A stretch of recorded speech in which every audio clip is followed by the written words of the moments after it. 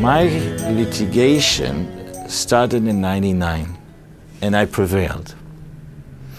You know something interesting? An attorney told me, Gil, you know what your problem is? I says, no, please, someone tell me what my problem is. Your problem is that you have prevailed against the hospital before. And this is a terrible example that is a total no-no in the minds of hospitals. Because if I prevail, that encourages other physicians to follow my footsteps.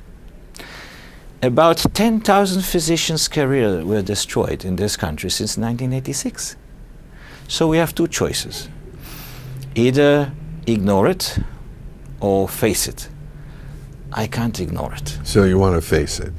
Now, what is it that, is there something that you could like to march our viewers to do? What is it that you'd like to have them do about this issue? Because it's personal to everybody. It could be not directly, but it could be through a child, grandparent, a parent, a friend. Yeah. It's so widespread, Phil, that almost everyone has a friend or mother or sister, a son that either died or became handicapped for life. I have realized that I have found the reason why we have a problem. And despite all the expert studies, no one really either dares or wants or really goes to the heart of the problem. And we need to change the law. I cannot do that alone. Only patients who are also voters can do that. How do we connect with you on this project? Well, I think that the best way to do it is by going to the website that I founded a few years ago, entitled www.allianceforpatientsafety.org. Okay, so we have that on the screen now, Gil. So that's there. So you want people to go to the website, and it'll tell them how to respond? It will first educate them. I envision that this will become a non-profit organization that will become an umbrella organization for many other organizations that have mushroomed in the last few years. One of them, for instance, I admire is MAME, Mothers Against Medical Errors. It's Helen Haskell in the center of the country, and she emails to me and many others articles from all over the country that appear about tragedies.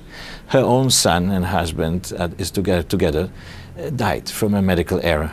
Separately, obviously. Completely. Yes, and so we need to gather all legitimate victims together in one voice, a powerful one. I'm sorry that Michael Moore, in a way, missed the heart of the problem.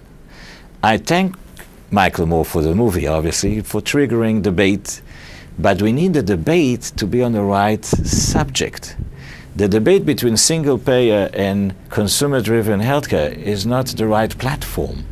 As long as we have division among the good people, it will be like the British and the Romans divide to reign, and nothing will change.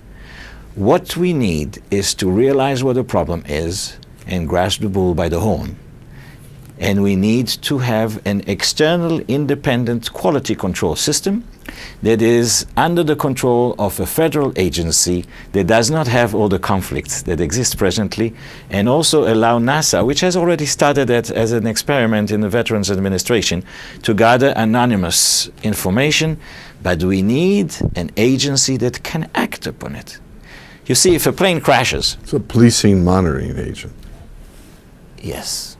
A monitoring agency that has the power to act.